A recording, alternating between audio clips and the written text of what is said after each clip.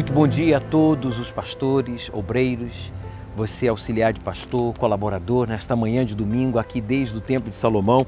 Eu quero dar continuidade à nossa meditação na primeira epístola de João, capítulo 2, paramos no versículo 6, quando diz: aquele que diz que estar nele, Jesus, também deve andar como ele andou.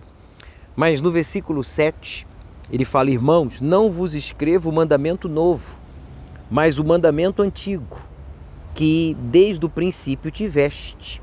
Este mandamento antigo é a palavra que desde o princípio ouviste. Quer dizer, toda a palavra de Deus é um mandamento. Você e eu temos que ver toda a palavra de Deus, de Gênesis a Apocalipse, como um mandamento, instrução que nos liberta, que nos realiza e que nos protege. É isso que faz a palavra de Deus. A obediência à palavra de Deus tem o poder de libertar, de realizar e de proteger. Quando você a recebe como mandamento, não como uma sugestão. Se você gostar, se você concordar, se você entender tudo, então você pratica. Ou não. Não é isso. O que o Espírito Santo está falando aqui através de João é que ele não deu nem os discípulos, nenhum dos apóstolos, nenhum mandamento novo, mas que praticavam aquilo que havia sido já revelado e ensinado pelo Senhor Jesus. Eu quero fazer uma oração antes de continuar essa meditação. Espírito Santo, tome em tuas mãos a nossa vida e abençoe esta meditação para que o fraco seja fortalecido, o desorientado seja orientado e esta pessoa seja confortada com o teu cuidado, com o teu amparo, com a tua instrução que fortalece o fraco, anima o desanimado, alegra o triste. Inclusive, meu Deus, se há alguém agora nesta reunião dos obreiros com dor, com um mal-estar, ansiedade, irritação, tristeza, que agora saia, desapareça. Eu vou pedir a você para respirar profundo. Respire. Seja livre, curado, agora, fortalecido para dar o seu melhor para Deus, através da sua meditação, através da sua vida como oferta viva no altar certo, no altar do Deus vivo. E você que concorda, diga amém. Graças a Deus. Veja aí no versículo 8, outra vez vos escrevo um mandamento. Aí agora ele fala novo, que é verdadeiro nele e em vós, porque não vão passando as trevas, as trevas e já a verdadeira luz ilumina. Então, João aqui ele está falando, primeiramente ele diz, olha, eu não estou escrevendo nenhum mandamento novo, mas o mandamento antigo, que desde o princípio tiveste, que a gente aprendeu, como já foi falado aqui. Aí no versículo 8 ele diz, olha, outra vez vos escrevo um mandamento novo. Ele falou que não estava dando nenhum mandamento e agora um mandamento novo. Ele está falando aqui, ele não está se contradizendo, ele está falando que o que ele está sendo inspirado a escrever é de Deus e que deve ser aceito e praticado por nós, que nos intitulamos também de Deus. Ele fala assim, olha, que é verdadeiro nele e em vós.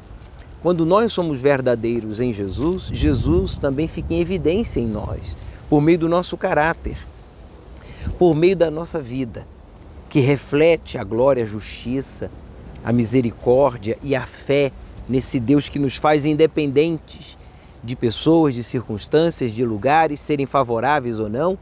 A gente guarda a nossa fé, a gente guarda a nossa comunhão, a nossa salvação. E ele diz, porque vão passando as trevas estão passando, coisas ruins estão acontecendo, e que digam os nossos amigos, aqueles que estão trabalhando, né, e exercendo autoridade na administração, como também na política, eles sofrem muita pressão, perseguição, tentações, uma vez que eles não estão tempo integral no altar.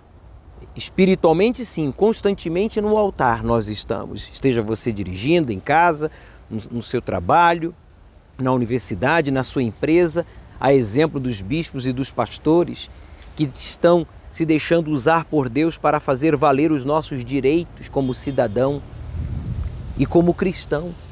Ele diz aqui, olha, as trevas vão passando e já a verdadeira luz ilumina. Deus tem iluminado a muitos, dado entendimento, coragem e sabedoria para lutar por aquilo que pertence à luz, que é a justiça, que é a verdade, que é a união, que é a prosperidade, a saúde, no sentido nacional, como público me refiro, seja a saúde pública, a segurança pública e etc.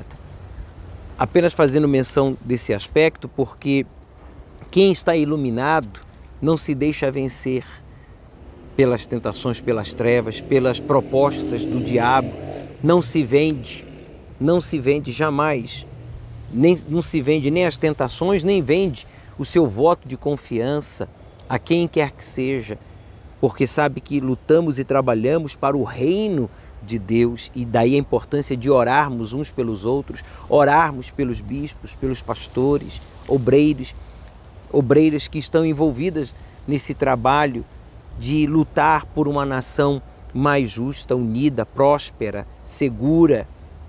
Por isso ele diz aqui, olha, vão passando as trevas e já a verdadeira luz ilumina. Deus tem iluminado o entendimento do seu povo. Deus tem iluminado os seus servos. Deus tem mostrado a cada um de nós como servir mais e melhor. E no versículo 9 ele diz, aquele que diz que está na luz e odeia seu irmão, olha só, preste atenção num detalhe, até agora está em trevas. Então o Espírito Santo está falando através de João. Tem aqueles que dizem, olha, eu estou liberto, estou convertido, eu sou nascido de novo. Mas na hora da prova, na hora de obedecer, na hora de assumir a fé, essas pessoas elas retrocedem. Elas inclusive, diz aqui, odeiam o irmão, se opõem ao irmão, se opõem à direção, à revelação, à orientação que está sendo dada, achando que o seu ponto de vista, a sua opinião, achando que a sua experiência vale mais do que o que já está orientado, o que já está revelado na palavra de Deus e assumido pela liderança da igreja, que é dirigida pelo Espírito Santo, por sua vez pelo Espírito Santo. Aquele que diz que está na luz, quer dizer, Jesus, e odeia seu irmão, até agora está em trevas. A gente não odeia. Se a gente é capaz de orar e amar os nossos inimigos, muito mais aos irmãos, aos que são da fé. Como eu falava, da importância de nós orarmos, incluirmos em nossas orações a todos que sofrem a pressão, seja obreiro, seja pastor, seja esposa, seja um auxiliar, seja bispo, todos nós precisamos de oração, que oremos uns pelos outros. Só Deus sabe da pressão que você tem sentido em casa, na sociedade, na igreja, na vida normal, comum, que todos nós temos como cidadão, como cristão. E ele diz, aquele que ama seu irmão está na luz e nele não há escândalo.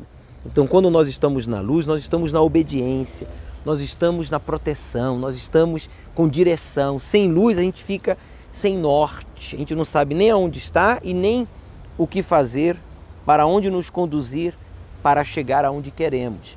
Jesus, Ele é esta luz. E quando nós amamos os nossos irmãos, ou o irmão, está aqui, ó, está andando essa pessoa na luz e não há escândalo, não se escandaliza, não se expõe, não se opõe, nem impede com que a pessoa que tenha lhe defraudado, ou lhe magoado, ou lhe entristecido, também seja ou continue sendo usada pelo mal.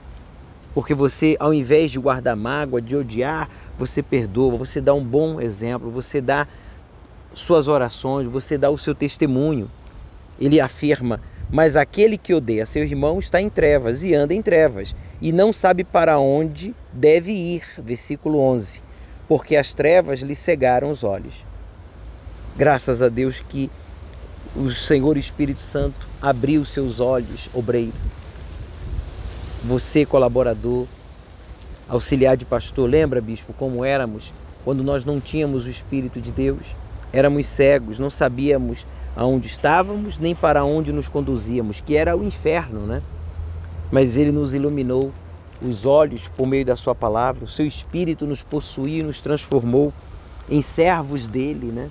Onde estaríamos agora, nesta manhã de domingo, outro dia que você esteja assistindo essa mensagem? O que estaria fazendo você? Como estaria? Onde estaria? Certamente que perdido, vazio, confuso, ou religioso, fanático, sectário.